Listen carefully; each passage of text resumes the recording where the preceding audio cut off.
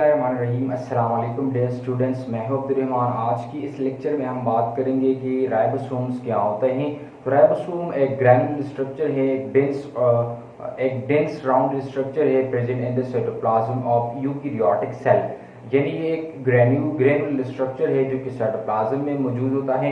तो इसी लेक्चर में हम उसके डिस्कवरी की बात करेंगे, उसके केमिकल कंपोजिशन की बात करेंगे और ये कहाँ कहाँ और किस तादाद में ये सेल के अंदर मौजूद होते हैं। तो सारी बातें जो है ये हम इस लेक्चर के अंदर करेंगे। ठीक है, तो आते हैं कि सबसे पहले उसकी मीनिंग क्या है। तो राइबो का मतलब होता है राइबोज यानी ए पेंटोज शुगर। ठीक है, इसका फार्मूला है C5H10O5। ठीक है, सोम का मतलब है बॉडी, यानी ये क्या होते हैं राइबो, इसके अंदर राइबोज होते हैं यानी पेंटोज शुगर होते हैं। ठीक है, जिसका फार्मूला है C5H10O5।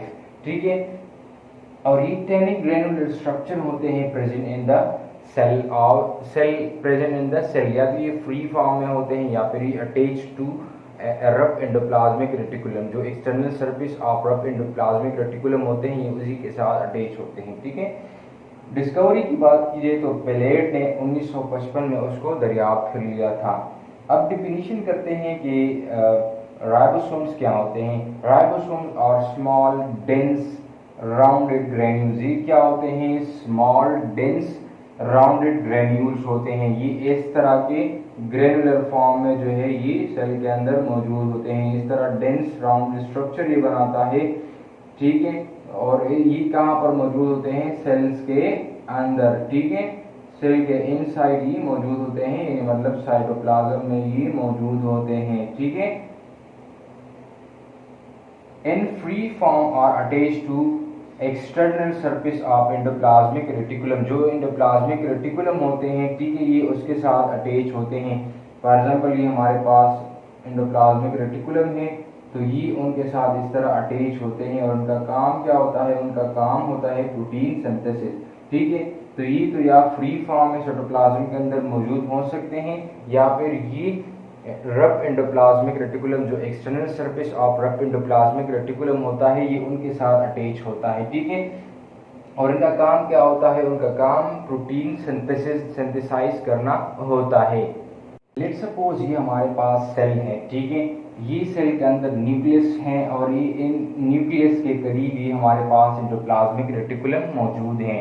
तो जो राइबोसोम्स होते हैं वो रफ एंडोप्लाज्मिक रेटिकुलम के सरफेस के साथ ही अटैच होते हैं। जो external surface of rough endoplasmic reticulum होते हैं ये उनके साथ अटैच होते हैं। ठीक है, जबकि बास प्रोटीन जो है वो साइटोप्लाज्म भी हमारे पास साइटोप्लाज्म है। ठीक है, तो बास प्रोटीन जो राइबोसोम्स होते हैं वो इस तरह जो है फ्री फॉर्म में साइटोप्लाज्म के अंदर ही इस तरह के मौजूद होती हैं। ठीक है, तो कुछ राइबोसोम जो है वो अटैच होते हैं और कुछ फ्री राइबोसोम्स होते हैं। यानी राइबोसोम के जो अटैचमेंट के लिहाज से हमारे पास दो तरह के राइबोसोम्स हैं। एक वो राइबोसोम्स है जो कि रफ एंडोप्लाज्मिक रेटिकुलम के साथ अटैच हैं, और दूसरा वो राइबोसोम्स हैं जो कि साइटोप्लाज्म के अंदर फ्री वो मौजूद होती हैं और एक जगह से दूसरी जगह वो मुंतकिल हो सकते हैं freely in the form of free. Ribosomes जो है वो टेनी ग्रैनुलर स्ट्रक्चर है which are numerous in number. ये कई तादाद में सेल के अंदर मौजूद होते हैं। ठीक है,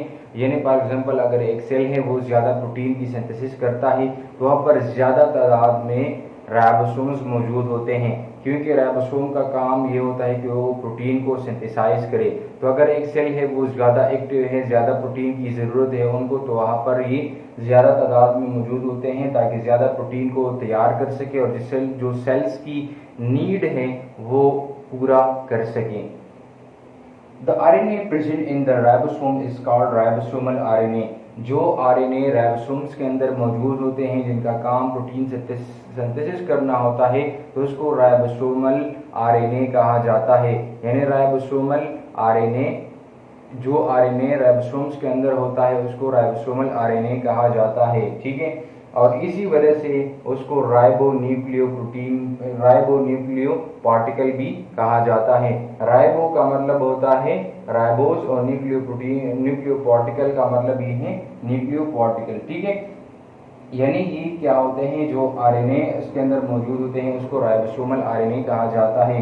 और दूसरी बात ये है, सबसे इम्पोर्टेंट बात, ribosome is not organelle because it is membraneless particle in structure. ये ऑर्गेनेली नहीं है क्योंकि ऑर्गेनेली वो होता है जिसके इर्द गिर्द एक ख़ास मेम्ब्रेन जो है वो लपेटा हुआ होता है, लेकिन जो राइबोसोम्स हैं उसके इर्द गिर्द कोई मेम्ब्रेन मौजूद नहीं है। तो इसीलिए they are not organelle but they are a particle in structure. ये एक ग्रेनुलर स्ट्रक्चर है, एक डेंस ग्रेनुलर राउंड स्ट्रक्चर है जिसका काम प्रोटीन सिंथेसाइज करना है, लेकिन ये ऑर्गेनेली नहीं है। ये आपने एमसीक्यूज के लिए ही याद रखना है, ठीक है। यानी ribosome is not organelle but it is a membraneless particle in structure. Okay, chemical composition of ribosome क्या है? तो chemically ribosome are composed of equal amount of protein and RNA. ये इक्वल अमाउंट पर ये मुश्तमिल होता है। प्रोटीन भी 50% इसके अंदर मौजूद होती है, ठीक है। 50% ये प्रोटीन से मिलकर बना होता है और 50% ये आरएनए से मिलकर बना होता है। So therefore they are called ribonucleoprotein particle. इसलिए क्योंकि ये इक्वल अमाउंट ऑफ प्रोटीन और आरएनए से मिलकर बना है, so therefore they are called ribonucleoprotein particle, ठीक है। राइबोसोम बेसिकली क्या है? कम्प्लेक्सेस हैं। कम्प्लेक्सेस क्यों है? इसलिए कि they are composed of 50% of proteins and 50% of RNA. So therefore they are complexes and composed of equal amount of RNA and protein, so therefore they are called structure of ribosome की बात करते हैं तो ribosome जो है वो nucleolus के अंदर ही पैदा होते हैं। न्यूक्लियोलस जो है उसकी सिंथेसिस करता है। फॉर एग्जांपल ये हमारे पास न्यूक्लियस है, ठीक है। तो न्यूक्लियस के अंदर इस तरह एक डॉट एक स्ट्रक्चर मौजूद होता है जिसको न्यूक्लियोलस कहा जाता है, ठीक है। और यही न्यूक्लियोलस क्या काम करते हैं? ये राइबोसोम की सिंथेसिस करते हैं, ठीक है। राइबोसोम जो है वो यहाँ पर प्रोड्यूस होते हैं और फिर यहाँ से यहाँ पर न्यूक्लियोपोर्स मौजूद होते हैं, ठीक है। स्मॉल पोर्स मौजूद होते हैं। स्मॉल पोर्स जो है वो मौजूद होते हैं जिसको न्यूक्लियोपोर्स कहा जाता है। और इस न्यूक्लियोपोर्स के नतीजे में जो राइबोसोम यहाँ पर सिंथेसाइज होते हैं वो कहाँ आते हैं? वो साइटोप्लाज्म में वो मुंतकिल कर दिए जाते हैं through the help of the small pores which is known as nucleopores. तो फिर ये जो है ये साइटोप्लाज्म के अंदर आ जाते हैं। तो फिर ये साइटोप्लाज्म के अंदर जब आते हैं तो या ये तो राइबोसोम्स के साथ अटैच होते हैं या ये फ्रीली जो है वो साइटोप्लाज्म के अंदर वो मौजूद होते हैं। यानी जो हमने बात की कि एक फ्री राइबोसोम्स होता है और एक अटैच राइबोसोम्स होते हैं जो कि रफ एंडोप्लाज्मिक एक्सटर्नल सरफेस के साथ ही अटैच होते हैं, ठीक है। अब ये जो राइबोसोम्स है ये हमारे पास कंसिस्ट ऑफ 2 सब यूनिट। ये 2 सब यूनिट से मिलकर बना होता है। एक को स्मॉल सब यूनिट कहा जाता है और दूसरे को लार्ज सब यूनिट कहा जाता है। और ये दोनों जो यूनिट आपस में कंबाइन है ये डिपेंड करते हैं मैग्नीशियम आयन की कंसंट्रेशन पर। अगर मैग्नीशियम आयन की कंसंट्रेशन ज़्यादा है तो ये फिर फंक्शनल होंगे, यानी ये एक दूसरे के साथ अटैच होंगे क्योंकि ये प्रोटीन सिंथेसिस के लिए बहुत ज़रूरी है कि ये दूसरे आपस में कनेक्टेड हो। अगर कनेक्टेड नहीं है तो फिर ये फंक्शनल नहीं होंगे, ठीक है। इन दोनों का आपस में कम्बिनेशन बहुत ज़्यादा ज़रूरी है। और ये कौन करता है? कम्बिनेशन ये मैग्नीशियम आयन करता है। तो ये भी आपने एमसीक्यूज के लिए याद रखना है कि विच ion the association and dissociation of large सब यूनिट एंड स्मॉल सब unit depend on what ion. तो वो मैग्नीशियम आयन है जो कि इन दोनों के दरमियान जो एसोसिएशन है और डिसएसोसिएशन है तो ये उसमें हेल्प करता है। कौन आयन? Magnesium ion. आपने ये एमसीक्यूज के लिए याद रखना है। टाइप्स ऑफ राइबोसोम्स की, तो राइबोसोम्स के 2 टाइप्स हैं। एक को 70S राइबोसोम कहा जाता है और दूसरे को 80S राइबोसोम कहा जाता है। जो 70S राइबोसोम्स होते हैं वो स्मॉल इन साइज होते हैं, ठीक है, और ये प्रोकैरियोटिक ऑर्गेनिज्म में मौजूद होते हैं। उनका जो लार्ज सब यूनिट होता है वो 50S का होता है। इसका मतलब है फ्रिडबर्ग यूनिट। अभी मैं आपको इसकी जो एक्सप्लेनेशन है वो समझा देता हूँ, ठीक है, जो कंसेप्ट है। और दूसरा होता है स्मॉल सब यूनिट, वो 30S का होता है, ठीक है।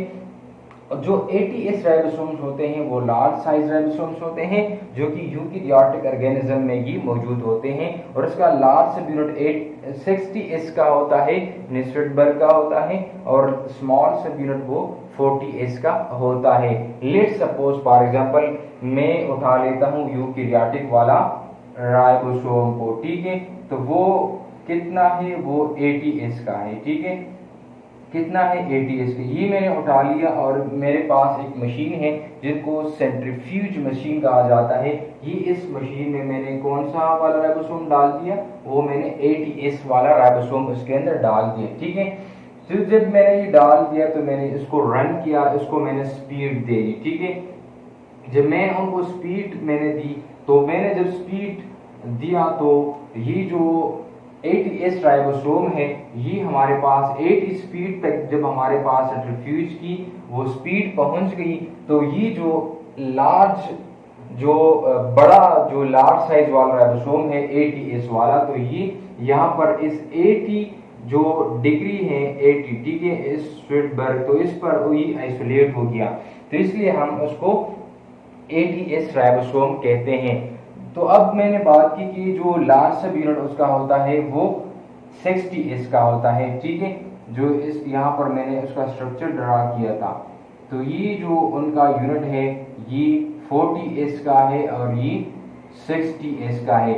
जब हमने ये 60S वाला राइबोसोम मतलब ये 60S वाला हमने उसके अंदर डाल दिया, तो हमने जब स्पीड दी तो ये जो 60 तक उनकी स्पीड पहुंच गई, तो ये आइसोलेट हो गया, ये यानी मतलब जो हमारे पास जो अदर साइटोप्लाज्म के जो चीजें होते हैं तो यहाँ से ये आइसोलेट हो गया, और एज ए होल हमने जो डाल दिया बड़ा ये जो लार्ज साइज राइबोसोम्स हैं तो ये 80S पर आइसोलेट हो गया, तो so therefore they are called 80S ribosome.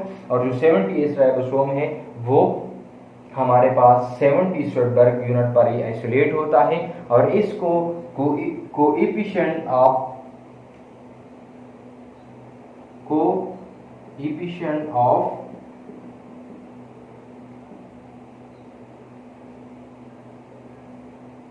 Sedimentation बोलते हैं, ठीक है, यानी मतलब जिस डिग्री पर ये आइसोलेट होता है तो उसको कोएफिशिएंट ऑफ सेडिमेंटेशन बोलते हैं।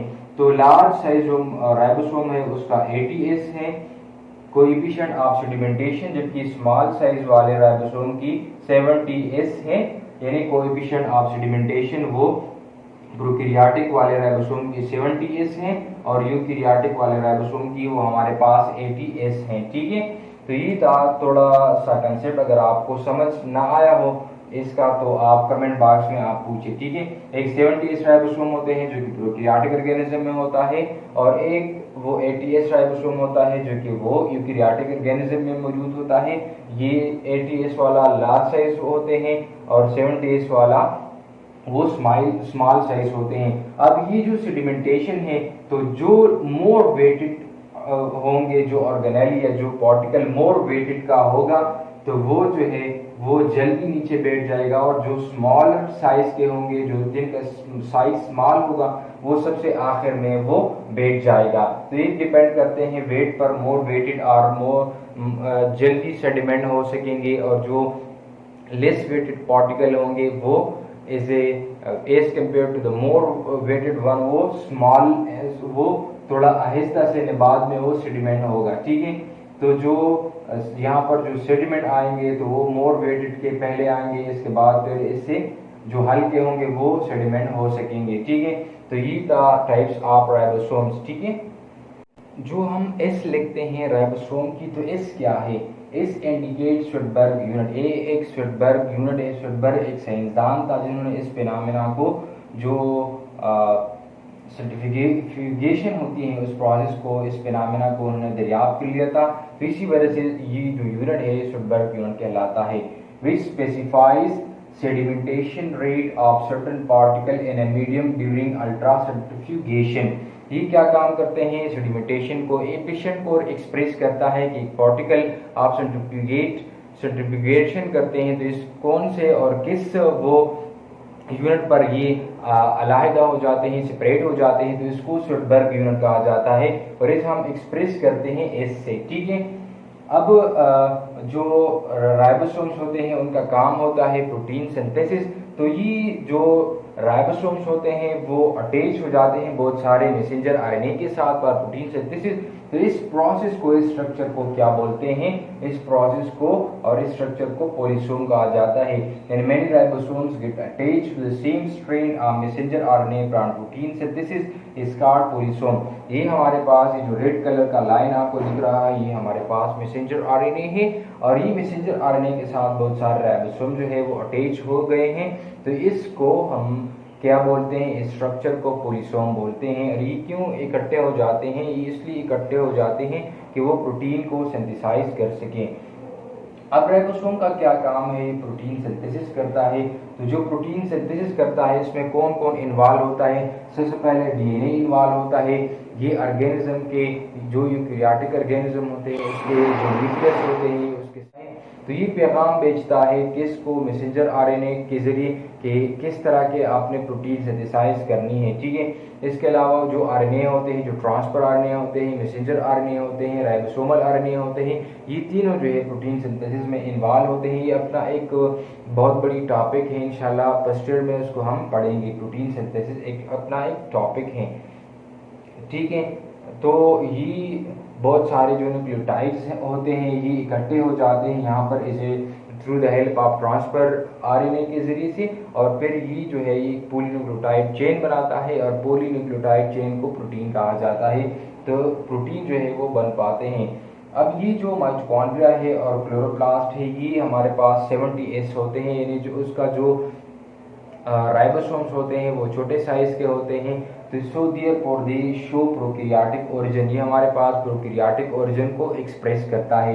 तो ये था आज का हमारा क्लास राइबोसोम, जिसमें हमने राइबोसोम के स्ट्रक्चर, फंक्शन और उसके नंबर्स की हमने बात की कि कहाँ पर मौजूद होते हैं, किस तरह मौजूद होते हैं।